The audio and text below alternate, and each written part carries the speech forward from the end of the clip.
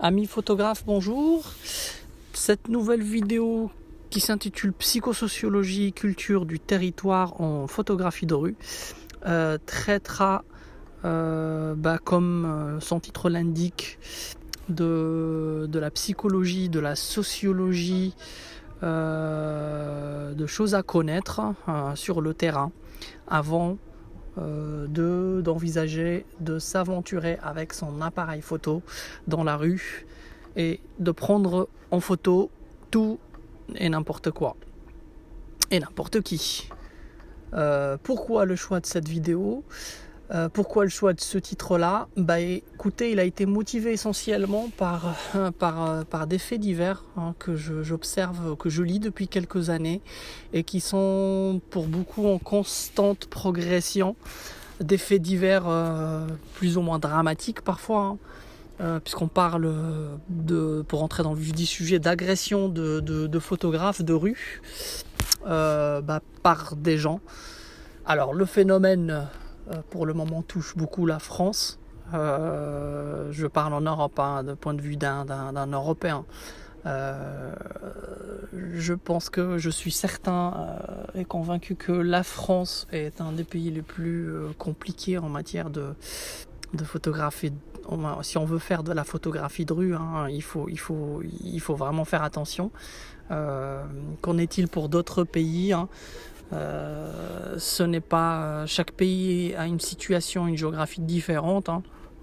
Ce que je veux dire par cela, photographier en France, en Europe, c'est pas la même chose que de photographier en Afrique, c'est pas la même chose que de photographier en Asie, c'est pas la même chose que de photographier en Amérique.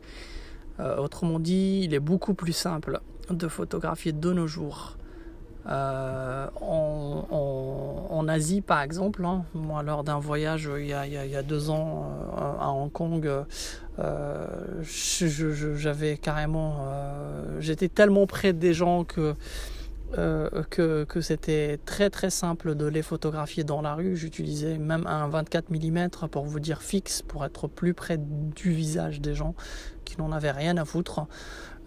Parce que on est dans un territoire, dans une géographie déjà assez restreinte. Hong Kong est une île, les gens ont très peu d'espace, on le remarque assez vite, donc ils se sont habitués à ne plus avoir d'espace pour eux. Donc quand vous les approchez, quand vous essayez de les photographier, ils s'en foutent. Peut-être les gens n'ont pas le temps de penser si vous les photographiez eux, si vous photographiez le voisin, parce qu'il y a une telle densité de population en un espace réduit que les gens ont autre chose à faire. Ce n'est pas le cas d'autres pays, d'autres continents. Dans des pays comme le Maghreb par exemple, il est très difficile de photographier pour des questions non pas de géographie cette fois-ci. Je parlais du Maghreb, mais c'est en réalité dans les pays arabo-musulmans, la religion entre en compte. Voilà. Même chose pour des questions de religion et de mentalité. Photographier en Inde, c'est très simple. C'est pas compliqué. Les gens perçoivent la photographie comme quelque chose de positif et pas d'invasif. Alors que dans la culture islamique, le droit à l'image, l'image en elle-même est un peu problématique. Il y a une sorte de profanation de l'image. C'est plus compliqué. Même chose du côté des animistes en Afrique, par exemple. De nos jours, c'est très compliqué de photographier aussi en Afrique. Donc il y a des choses, il y a tout un bagage sociologique, culturel, religieux à assimiler avant de s'aventurer avec un appareil photo dans un pays, avant de sortir son appareil photo et aller shooter comme ça vaguement quoi. Ça peut vous exposer à des risques, il faut en être conscient, il faut le savoir. C'est souvent c'est souvent une culture que les photographes amateurs ou débutants en street photographie n'ont pas. Voilà. Donc pour revenir un peu à ce que je disais au départ, à la situation de l'Europe et plus particulièrement de la France, Il faut connaître deux choses. La France, c'est pas les pays nordiques, quoi. C'est un pays d'immigration. Il y a des variables, beaucoup de variables qui rentrent en jeu. Je viens de mentionner l'immigration, mais ce n'est pas tout. La mentalité a beaucoup changé, hein. La France d'aujourd'hui n'est pas la France des années 60, 70. La pratique de la photo en elle-même a été vachement, comment dire, altéré par l'avènement et l'arrivée de l'Internet 2.0. Il faut en être aussi, il faut le savoir ça. Avant, comme je sais plus quel photographe disait, quand vous photographiez quelqu'un il y a très très longtemps, dans les années 50, 60, il vous serrait la main. Quelqu'un dans la rue, il vous serrait la main et vous disait limite merci, merci de vous intéresser à lui, à sa situation, de lui faire honneur, un cadeau limite, on le prend en photo. De nos jours, vous le faites en face de quelqu'un, vous faites insulter, quoi. Et voilà, ce qui est un peu vrai, quoi. Pourquoi ? Ce qui a changé, ce qui a changé, c'est qu'avant la pratique photo était aussi une pratique argentique, c'est-à-dire la photo avait un usage local, c'est-à-dire les gens se servaient, les photographes photographiaient pour eux-mêmes, pour un but artistique. Il était très facile d'expliquer la démarche et la plupart des gens le comprenaient. Voilà, il y avait encore cette naïveté sociale et voilà. De nos jours, c'est plus compliqué. L'Internet a modifié la donne tout simplement parce que le contrôle de l'image quand il échappe aux gens, ça les perturbe. Et quand vous photographiez quelqu'un comme ça dans la rue, ajoutez à cela la mentalité française assez méfiante à la base. Voilà, vous prenez quelqu'un instinctivement comme ça, intuitivement dans la rue sans lui demander son autorisation. La première question que vous avez, mais pourquoi tu me prends en photo ? C'est voilà. Et après, quand vous expliquez ou vous arrêtez quelqu'un, dans la rue, est-ce que je peux, en lui posant la question, est-ce que je peux vous prendre en photo ? Il vous rétorquera pourquoi faire ? Où est-ce qu'elles vont les photos ? C'est une réponse assez connotée, assez limite un peu négative. Au contraire d'un Américain qui vous dira why not, ou qui vous dira let's do it. C'est pas la même mentalité, c'est pas la même chose. Donc ce que je veux résumer par cela, ce que je veux dire, c'est que il faut être conscient un peu, il faut faire un peu d'histoire avant de se lancer. Il faut connaître, et c'est là où on revient vers le titre de la vidéo, il faut connaître un peu son territoire avant de photographier. Mais ce n'est pas tout. Il faut connaître l'histoire de ce territoire-là et il faut connaître la psychologie actuelle et la sociologie des sujets que vous allez photographier. Voilà. Si vous ne voulez pas vous exposer à des soucis. Voilà, donc ça c'est on va dire une première partie de l'exposé que je voulais faire lors de cette vidéo là. Maintenant, pour illustrer un peu plus ou pour avancer un peu plus dans mes propos, pour que vous puissiez mieux les comprendre, et je vais parler de choses factuelles, de faits divers comme je disais tout à l'heure. Il faut donc voilà, donc depuis des années je vois la résurgence et l'augmentation d'agressions permanentes de photographes dans la rue, ce qui est tout à fait normal. Le numérique a débarqué en 2000, 2001, 2002, massivement à partir de 2004, 2005. La démocratisation des appareils numériques réflexes s'est faite avec un pic en 2008, 2009. Et les premières agressions, les faits les plus marquants arrivent en 2010. À partir de 2010, on a vu des gens, des photographes, alors toutes sortes de catégories, que ça soit amateur, niveau intermédiaire ou même aguerri, se faire agresser. Donc il y a le cas de le plus connu de feu Jean-Claude Irvoas. Donc c'est un photographe professionnel qui est malheureusement mort, qui a été tué, assassiné à la Seine-Saint-Denis à cause d'une photo.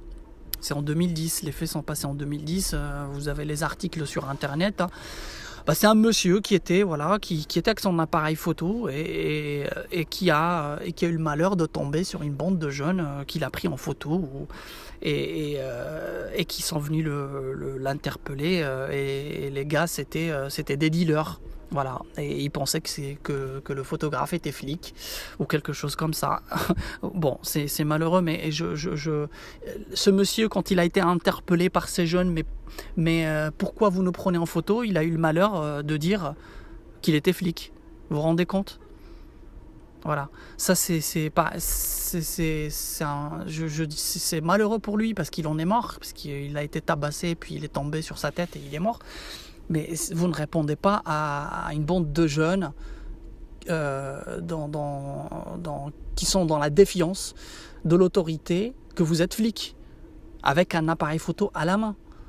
Mais c'est la porte ouverte à l'agression directe. Voilà, c'est une erreur. Ce monsieur-là, qui était peut-être un photographe aguerri professionnel, n'a pas été très très bon en psychologie. Ça, c'est un cas. Les gens ont été arrêtés, ils ont pris cher, ils ont été jugés, ils ont pris 20 ans pour minimum, les trois gars là. Il y a d'autres cas, hein. Il n'y a pas que lui, il y a le cas en 2012 par exemple d'un monsieur type européen qui se balade avec sa femme. Là on est dans le quartier Belleville, Ménilmontant. Et qui voit quoi ? Il voit une femme voilée, entièrement voilée de la tête aux pieds. Là, on ne parle pas de voile classique, elle porte le niqab, donc on voit que ses yeux. Et dans sa mentalité d'occidental, il se dit, tiens, elle est voilée de la tête aux pieds, elle n'est pas reconnaissable puisqu'on voit que 2 trous dans les yeux, je prends ma photo. On parle de quelqu'un, d'une connaissance, hein, voilà. Donc il sort avec ses courses et 3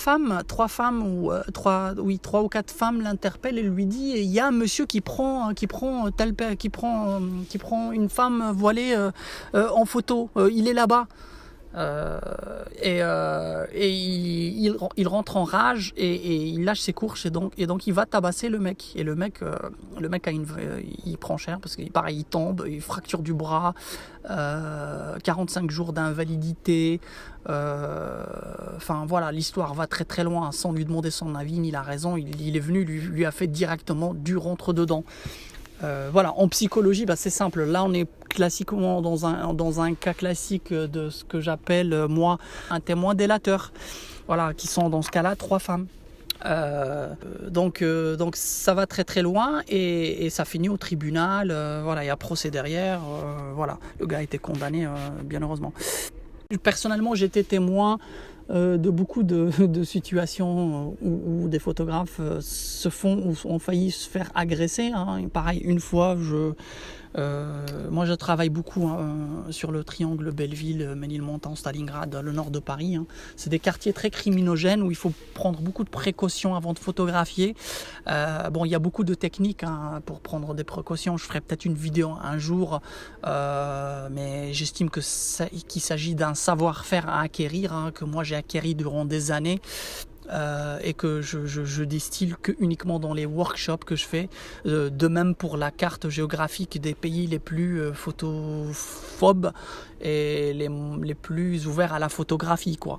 Donc si vous voulez vraiment apprendre ces techniques-là et photographier de façon plus à l'aise, bien sûr le risque zéro n'existe pas, mais si vous voulez minimiser ce risque-là, vous pouvez soit prendre un workshop, soit avec moi, hein, soit avec quelqu'un d'autre, un photographe aguerri mais moi en tout cas je vous mettrai le lien en bas de la vidéo vers mon workshop. C'est un cours qui est destiné aux photographes experts, et qui peut leur donner un plus pour assimiler des techniques innovantes pour appréhender son environnement et photographier plus à l'aise dans la rue. Donc, qu'est-ce que je voulais vous dire pour revenir à ça ? Donc c'est le cas de ce monsieur-là. À Stalingrad. Donc, je me baladais à Stalingrad. Et qu'est-ce que je vois ? Qu'est-ce qu'il y avait plutôt ? Il y avait à l'époque des migrants subsahariens à qui on donnait des cours en plein air, des cours de français. On était en 2015 ou 2016, je sais plus. Mais en tout cas, donc le Stalingrad, c'était un repère où beaucoup de migrants se retrouvaient là-bas, et il y avait des profs bénévoles qui enseignaient le français. Et il y avait un photographe amateur qui s'est approché de la scène. Alors quand je dis quelques migrants, c'était vraiment un groupe d'une cinquantaine, soixantaine de personnes assises sur des marches comme ça, avec les profs amateurs avec un tableau et en train de leur donner des cours de façon classique, à l'ancienne, quoi. Et ce photographe qui s'est mis devant ces migrants-là, en plan large, il a essayé de prendre sa photo, et je peux vous dire qu'il y en a 10 qui sont descendus, ils l'ont prise à partie directe. Il y en a un ou deux lui a mis un coup. Les profs ont dû intervenir pour expliquer à ce monsieur, déjà à ce photographe-là, qu'il fallait pas le faire, qu'il fallait demander l'autorisation avant de prendre des photos, parce que s'agissant de personnes clandestines qui n'avaient pas de papier, ils voulaient pas forcément se retrouver sur des photos qu'on verrait sur Internet, que leur famille pourrait reconnaître. Vous voyez, c'est des choses comme ça, très subtiles, très psychologiques, qu'il faut assimiler, que les photographes amateurs n'ont pas forcément. Donc voilà, ça c'est quand il s'agit de photographes amateurs, mais ce n'est pas tout, parce que, comme je disais tout à l'heure, j'en faisais allusion, ça peut arriver même à des photographes très, très aguerris. Alors les cas les plus connus, en France, il y a le cas de David Sauveur, qui était un photojournaliste, qui avait couvert des conflits en Afghanistan, en Libye, et qui aujourd'hui sur fauteuil roulant parce qu'il a été roué de coups, tabassé, et qu'on lui a volé à cause d'un appareil photo qu'on lui a volé. Donc ça s'est passé, la scène s'est passée à Perpignan, il y a quelques années. A-t-il pris suffisamment de précautions avant son agression ou pas? Ça c'est un autre débat, mais il y a aussi l'autre cas de Christian Poveda, qui est un des rares photographes à avoir infiltré le groupe mafieux, qu'on appelle les Maras Salvatrucha, qui opère au Salvador, qui est un gang, le gang, si ce n'est le gang le plus violent d'Amérique du Sud. Donc le gars avait réussi à s'introduire dans ce milieu-là très fermé, et après avoir produit des photos et vouloir faire de la vidéo, un jour on l'a flingué, quoi. Voilà, il a été flingué, il a été retrouvé mort au Salvador. Bon, ça c'est autre chose, je ne vais pas trop m'attarder sur ces cas-là. Là, on n'est plus dans la photographie de rue, on est dans du photoreportage, juste pour vous dire que, en fait, quand on fait soit du photoreportage, soit un travail d'auteur en immersion, moi j'en parle par connaissance de cause, parce que je fais partie de ceux qui ont photographié, je travaille beaucoup sur les groupes fermés, donc on est très peu dans le monde à avoir photographié les gangs. Moi j'ai travaillé aux États-Unis avec des gangs. Et ma foi, j'ai pris beaucoup de précautions, et même comme ça, j'ai aussi failli avoir beaucoup de problèmes. Donc ça peut arriver, le risque zéro n'existe pas. Cela dit, je ne vous dis pas tout cela. En écoutant tout cela, vous pouvez vous dire, oh mon Dieu, et même les photographes aguerris n'y arrivent pas. Qu'en est-il de nous amateurs? Je range mon appareil photo, je change d'idée, je ne vais pas faire de la photo de rue. Non, je ne suis pas en train de vous dire ça. Je suis en train de vous dire que il y a des choses à connaître avant de dire je veux faire de la photo de rue. Voilà, il y a des précautions d'usage à prendre en compte. Pour résumer, je dirais que voilà, que vous soyez homme ou femme, déjà ça change aussi.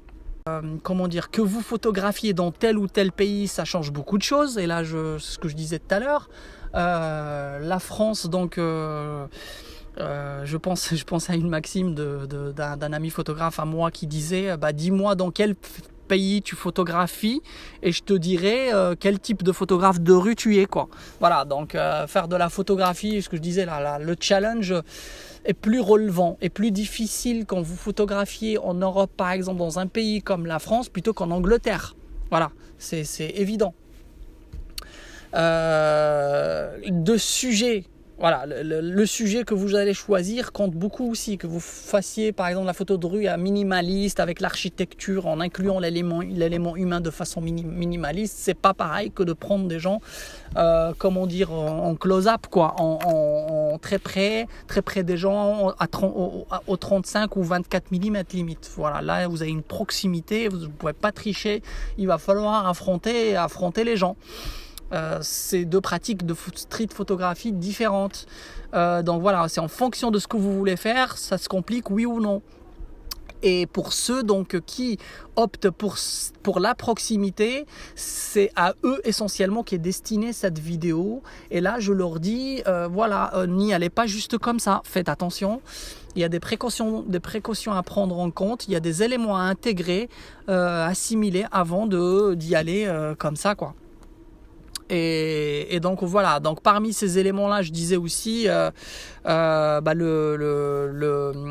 un côté psychologique, voilà, la psychologie et la sociologie de votre territoire. Donc il faut avoir une culture générale quelque part, hein, voilà, pour savoir lire des situations du réel très très rapidement et de se dire tiens, là je suis dans un quartier, je sais pas, un peu criminogène, où il y a de l'immigration, donc voilà, comme le gars par exemple que je citais tout à l'heure, qui s'est fait agresser à Belleville en photographiant une femme entièrement voilée. C'est pas difficile de se rendre compte qu'à Belleville, par exemple, il y a beaucoup d'immigration et que il y a quand même, et c'est pas, il y a des gens qui pratiquent un islam un peu rigoriste, quoi. Vous avez une communauté chinoise, asiatique, que vous pouvez photographier sans problème, du fait de la mentalité asiatique. J'en ferai peut-être une autre vidéo pour parler de ça, mais ça c'est autre chose. Mais voilà, il y a aussi une forte immigration du Maghreb, et c'est des gars qui pratiquent pas un islam un peu rigoriste, et voilà, plus c'est couvert, plus la barbe elle descend, plus à éviter, quoi. Voilà. Il n'y a pas que ça, donc il y a aussi tout un bagage, apparent. Il y a toute une sorte d'apparence à adopter en tant que photographe de rue et de façon de parler aussi, hein. Donc il y a des choses et des techniques à assimiler, que ce soit dans le vestimentaire, dans le langage, dans l'approche des gens. Photographier seul ou étant accompagné peut changer aussi la donne. Voilà, c'est un ensemble de techniques, comme je disais, que je ne peux pas trop détailler ici parce qu'on irait trop loin et la vidéo durerait des heures, mais c'est un contenu que je délivre dans des workshops pour aider les photographes à minimiser ce risque-là. Voilà, donc je pense que je vais m'en arrêter là. Si vous avez apprécié cette vidéo, n'hésitez pas à liker, à la partager. Et vous pouvez aussi suivre ma chaîne, comme ça vous serez notifié dès que je publie une nouvelle vidéo. Voilà les amis photographes, prenez soin de vous et je vous dis à très bientôt.